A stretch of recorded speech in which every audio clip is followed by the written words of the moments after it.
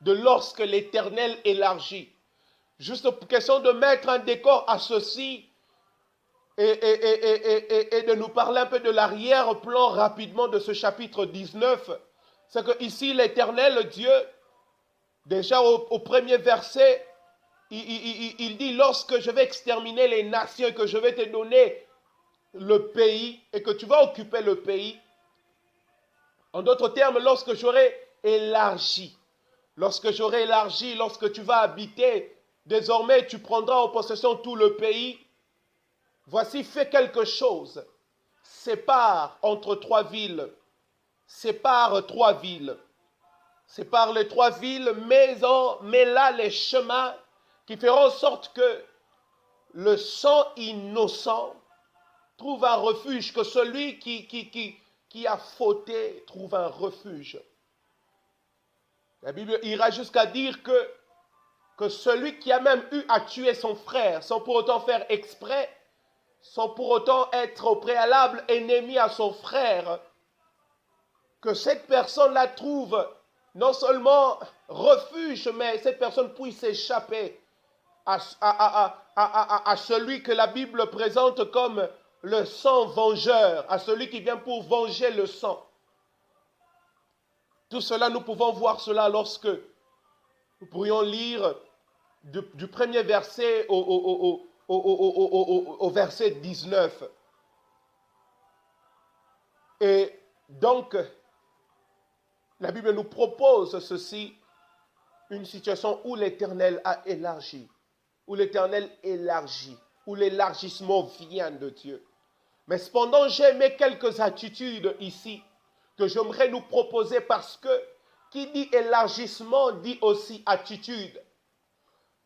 Qui dit élargissement dit aussi attitude. Pourquoi attitude? Parce que nous avons des choses en nous que nous devons garder.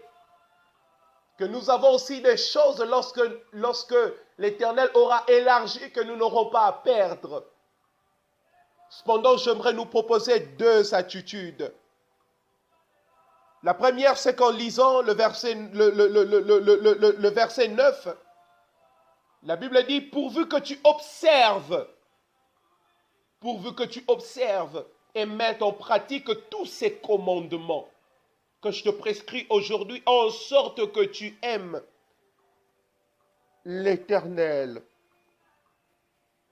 ton Dieu. Pour cette attitude, c'est que l'Éternel demande lorsque j'aurai élargi pour toi le territoire, que tu puisses observer ceci, mettre en pratique mes commandements. Ici, l'Éternel, par cette attitude, ne demande pas seulement de respecter sa volonté, mais aussi, par cette attitude,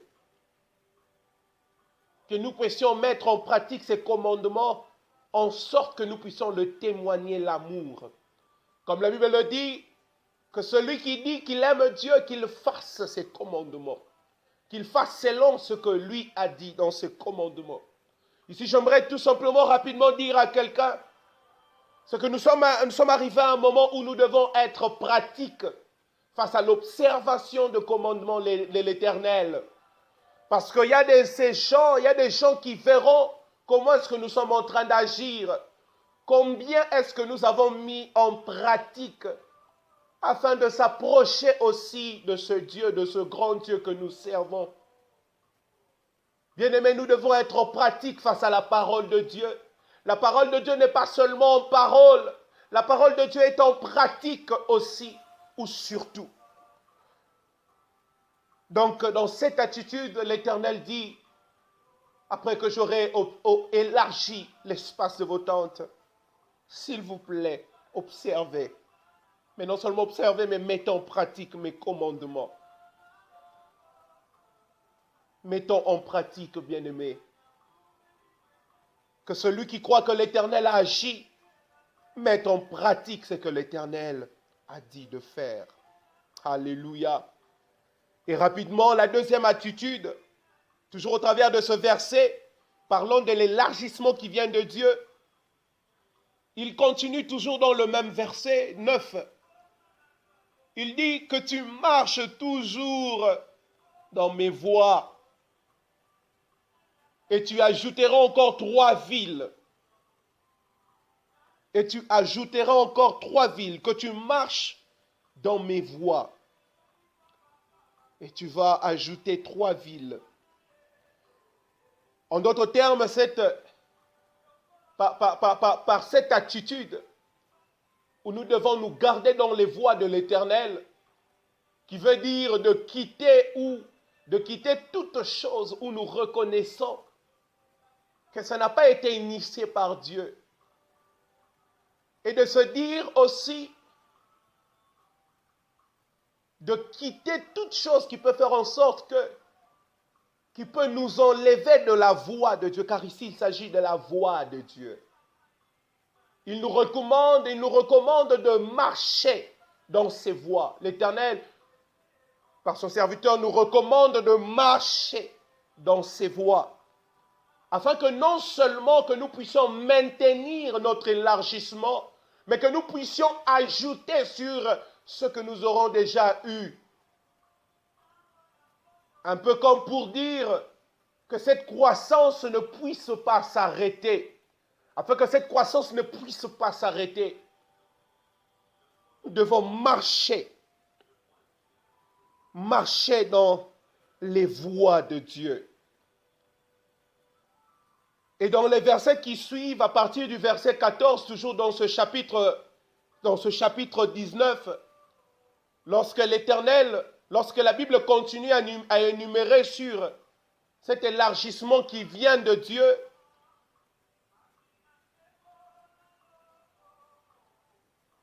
le verset 14, ou à partir du verset 14, la Bible dit ne recule pas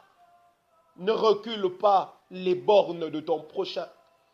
Donc c'est que nous avons un travail toujours à faire. Ce n'est pas parce que l'Éternel est élargi que nous devons nous asseoir. Non, bien-aimés, nous devons continuer. Nous devons continuer et persévérer. Nous devons continuer et persévérer sur ce qui est de notre tâche. Et j'aimerais ouvrir une parenthèse qui est énumérée dans le verset 15, qui dit « Un seul témoin ne suffira pas contre un homme pour constater un crime ou un péché. Quel qu'il soit, un fait ne pourra s'établir que sur la déposition de 2 ou de 3 témoins. » Ici, ce déploiement qui vient de Dieu, bien-aimé, ça ne s'arrête pas seulement au territoire, mais ça va jusqu'au caractère. J'aime bien ce qui est présenté ici, ce que même face à un témoin, même face à celui qu'on dit, voilà, il a péché, ne nous nous arrêtons pas qu'à un seul avis.